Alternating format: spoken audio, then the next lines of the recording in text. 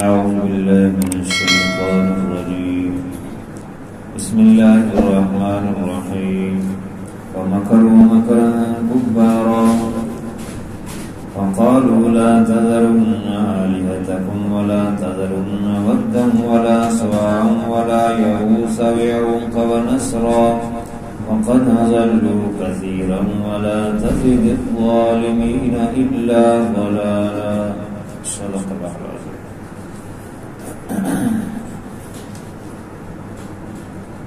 حضرت نوح علیہ السلام نے جو قوم کے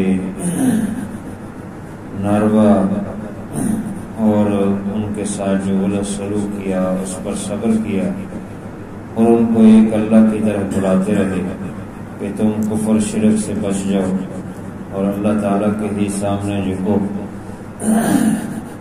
اور اس کے لیے مختلف انداز انہوں نے اختیار کیے، اللہ سے دعائیں بھی کی، گڑ گڑاتے بھی رہے، قوم کو بھی کہا تم ایمان لے آؤ اور اللہ سے معافی مانگو تو اللہ تعالیٰ تمہارے لیے اپنی رحمت کے دریا بہا دے گا، لیکن وہ کہاں سمجھنے والے تھے۔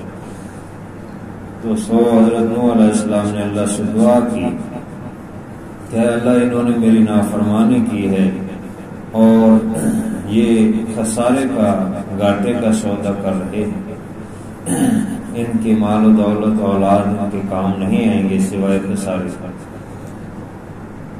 قوم کسی طرح بھی سمجھ نہیں رہی تھی، بلکہ نوح علیہ السلام کو مزید مشکلات میں اور تکلیف میں ڈال رہی تھی اور مختلف طریقوں سے تکلیف دیتے تھے۔ فرمایا وَمَكَرُوا مَكْرًا كُبَّارًا، انہوں نے خفیہ چالیں چلی، بہت زیادہ خفیہ چالیں چلی۔ کبارا ایک ہوتا ہے کبر یا اکبر یا اسی طرح کبیر، کبیر کہتے ہیں بڑے کو، اور کبار کہتے ہیں اوسط بڑے کو، اور کبار شد کے ساتھ یہ زیادہ بڑے کو کہتے ہیں، مبالغے کا صیغہ، اس میں مبالغہ ہے زیادہ۔ تو انہوں نے بڑی بڑی چالیں چلی، مختلف انداز سے جو ہے حضرت نوح علیہ السلام کے خلاف۔ حضرت شاہ عبدالعزیز رحمۃ اللہ علیہ نے بیان فرمایا ہے کہ ایک چال ان کی یہ تھی جو خفیہ طور پہ انہوں نے تدبیر کی کہ حضرت نوح علیہ السلام کی نبوت اور رسالت کے متعلق شکوک و شبہات پیدا کی تاکہ لوگوں کو شک ہو اور وہ ایمان نہ لائے کہ دیکھو ہم میں سے ہی ہے، ہم فلاں کا بیٹا ہے، فلاں کا پوتا ہے، کھاتا پیتا ہے، بازاروں میں جاتا ہے، تو کیسے یہ نبی بن سکتا ہے؟ ہم میں سے جو ہے انسان ہی تو ہے۔ تو یوں شکوک و شبہات ڈالے، جیسے حضور علیہ السلام کے متعلق مشرکین مکہ ڈالتے تھے، مالی حاضر رسولی، اس رسول کو کیا ہو گیا، بازاروں میں چلتا ہے، کھاتا پیتا ہے، وہی ہمارے جیسے کام کرتا ہے۔ تو یوں جو ہے انہوں نے حضرت نوح علیہ السلام کو تکلیف میں ڈالا، اور اسی طرح دوسرا انہوں نے خفیہ تدبیر یہ کی کہ اللہ تعالی کا انکار کیا، اللہ تعالیٰ کو ماننے کے لیے تیار نہیں تھے، اور اس طرح کفر اور شرک میں پڑ گئے جیسا کہ آ رہا ہے، اور اللہ تعالیٰ کے انکاری ہو گئے جیسے آج بھی دنیا میں لوگ موجود ہیں۔ اور پھر جب ان کو سمجھایا جاتا تھا، دلائل دیے جاتے تھے، تو جو حق کے دلائل ہوتے ہیں اس کا کوئی جواب تو نہیں ہوتا، پھر کہتے تھے اچھا اگر اللہ تعالیٰ ہیں اور آپ اللہ کے رسول ہیں تو پھر یہ جو ہمارے بت ہیں ان کا بھی تو کوئی حصہ ہے، یہ بھی تو اللہ کے نیکی تھے، ان میں بھی تو اللہ ہی موجود ہے، اللہ نے ان کو اختیار دے رکھا ہے، اس طرح کہتے ہیں، اور اس طرح کفر و شرک میں پڑ گئے۔ تو یہ لوگ یوں جو ہے حضرت نوح علیہ السلام کو تکلیف میں ڈالتے رہے۔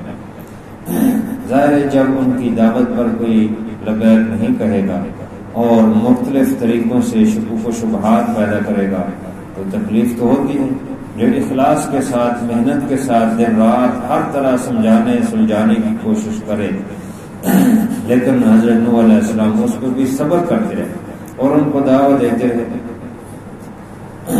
اور ان کو فرمایا وقالو بجائے اس کے کہ یہ لوگ جو ہے سمجھتے انہوں نے کہا یعنی نوح علیہ السلام کی قوم نے وقالوا لا تذرن آلہتکم اور انہوں نے کہا کہ اپنے معبودوں کو مت چھوڑنا یہ تمہیں ان معبودوں سے دور کرنے والے ان معبودوں سے نفرت پیدا کرنے والے ہیں لہذا ایسے نہ کرنا ان معبودوں کو نہ چھوڑنا. جیسے مشرکین مکہ نے بت بنا رکھے تھے مختلف اور ان کے مختلف نام رکھے تھے اور مختلف شکلوں کے بنا رکھے تھے حتیٰ کہ انہوں نے بیت اللہ کو بھی نہ چھوڑا اس کے اندر بھی شرک اور کفر کرنے لگے. نوح علیہ السلام کی قوم کا بھی یہ حال ہے. لا تذرن یہ مبالغے کا صیغہ ہے کہ ہرگز نہیں تم نے اپنے معبودوں کو چھوڑنا. ولا تذرن ودا ولا سواعا ولا یغوث ویعوق ونسرا اور ہرگز نہ چھوڑنا ود کو اور سواع کو اور یغوث کو بھی نہ چھوڑنا اور یعوق اور نصر کو بھی نہ چھوڑنا. یہ 5 جو بڑے بڑے انہوں نے معبود بنا رکھے. ویسے تو بہت زیادہ انہوں نے معبود بت بنا رکھے تھے لیکن یہ 5 بڑے بڑے تھے. ان 5 کا خصوصی طور پر انہوں نے کہا کہ ان کو تو ہرگز نہ چھوڑنا کسی صورت نہ چھوڑنا. بعض مفسرین فرماتے ہیں کہ یہ 5 حضرت آدم علیہ السلام کے بیٹے تھے. بعض نے کہا ادریس علیہ السلام کے تھے اور بعض نے یہ بھی کہا ہے کہ نوح علیہ السلام کی قوم کے ابتدا کے جو لوگ تھے ان میں سے نیک لوگ تھے. بہرحال شرک جو ہے انہی سے یعنی نوح علیہ السلام کی قوم سے شروع ہوا. تو یہ 5 بیٹے حضرت آدم علیہ السلام کے جب یا جو بھی تھے یہ فوت ہو گئے تو یہ چونکہ نیک لوگ تھے تو ان نیک لوگوں کی شیطان نے ان کو کہا کہ دیکھو تم جو ہے عبادت کرتے ہو تو بھول جاؤ گے ان کی مورتیاں بناؤ ان کی تصویریں بناؤ.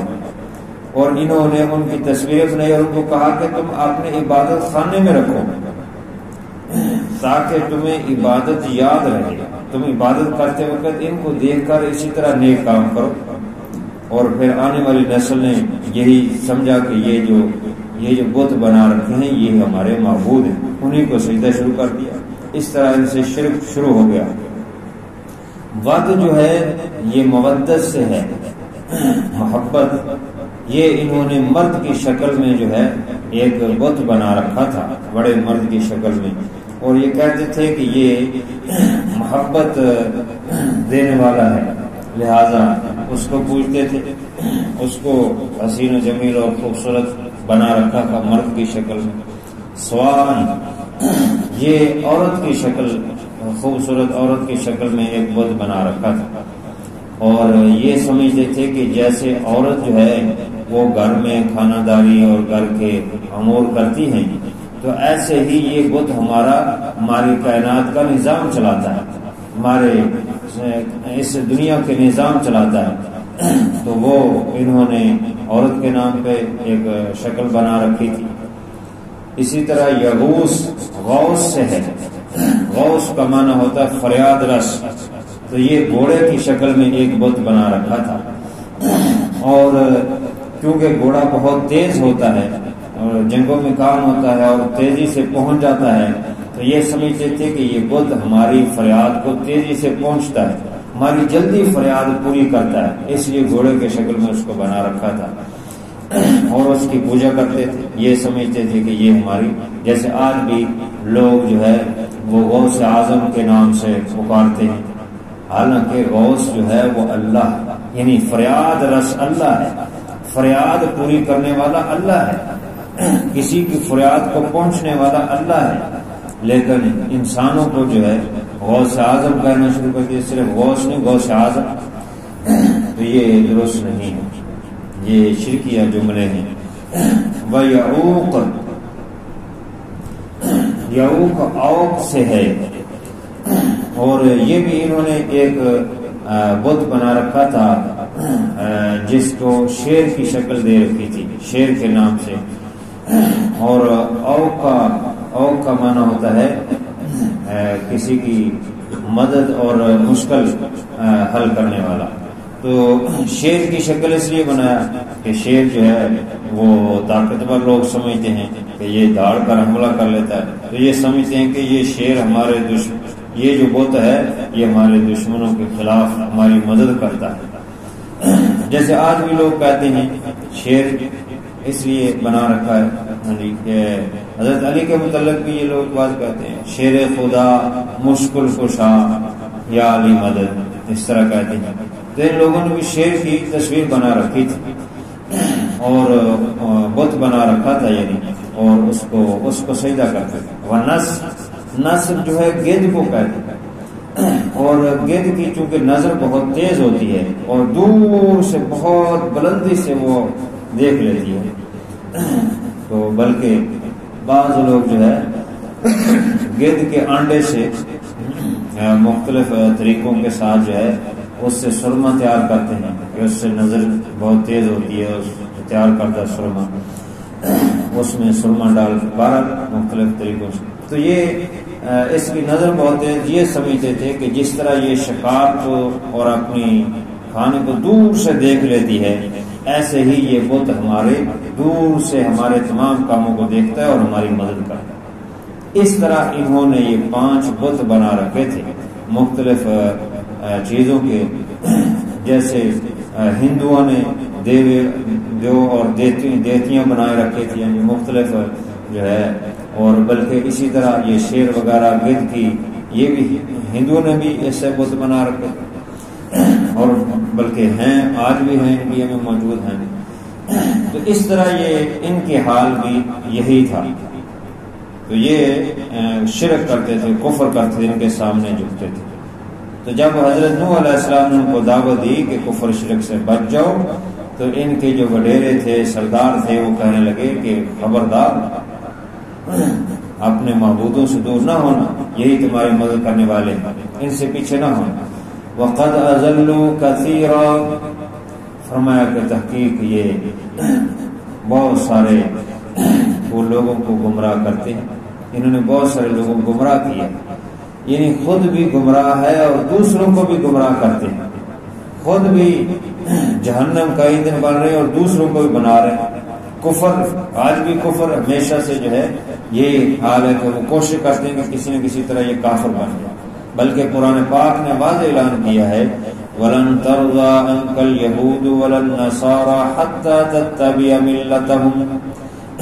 یہودی اور عیسائی کبھی آپ سے راضی نہیں ہوں گے، ہاں تب راضی ہوں گے کہ تم اسلام چھوڑ کر کفر اپنا لو، پھر وہ راضی ہوں گے، اس سے پہلے راضی نہیں ہوں گے. تو یہ کافر چاہتے ہیں کہ جو چند مسلمان وہ بھی کافر ہو، اور آج وہ بہت محنت کر رہے ہیں کہ یہ مسلمان اگر مسلمان ہے تو یہ اس کو ایسے بنا دو، ایسے شکوک و شبہات پیدا کر دو کہ یہ مسلمان بھی نہ رہے. اگر یہ کافر نہیں ہوتے تو یہ مسلمان بھی نہ رہے. تو چنانچہ ایسے اپنے آپ کو مذہبی سکالر کے نام سے ٹی وی پہ بیٹھے ہوئے لوگ اور جو مختلف طریقوں سے گمراہی پھیلا رہے ہیں اور شکوک و شبہات پیدا کر رہے ہیں، ایسے لوگ جو بالکل پکے کافر ہیں ان کی تعریفیں کر رہے ہیں. تو جب ان کی تعریفیں کریں گے تو حق سے لوگ دور.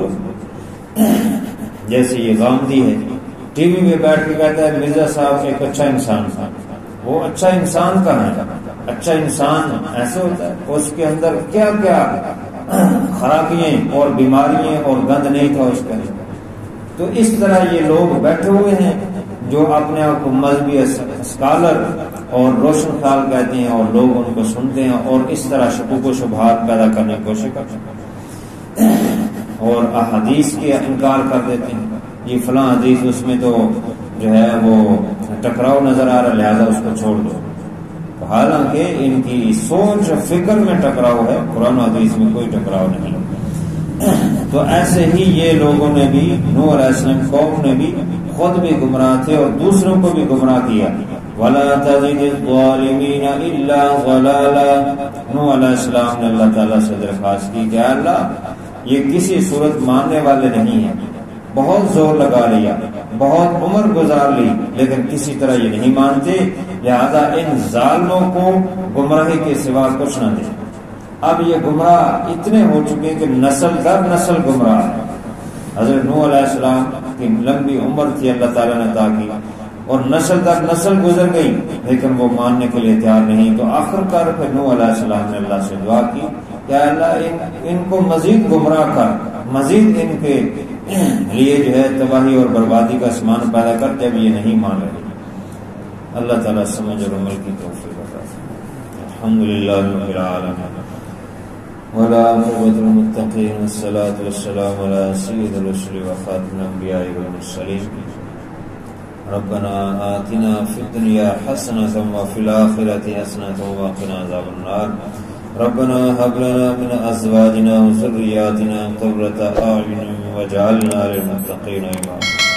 یا اللہ اپنی رحمت سے ہماری حاجت کو قبول فرما، کمی رہ گئی اپنے فضل سے معاف فرما، بیماروں کو شفا عطا فرما۔ وصلی اللہ تعالی علی خیر خلقہ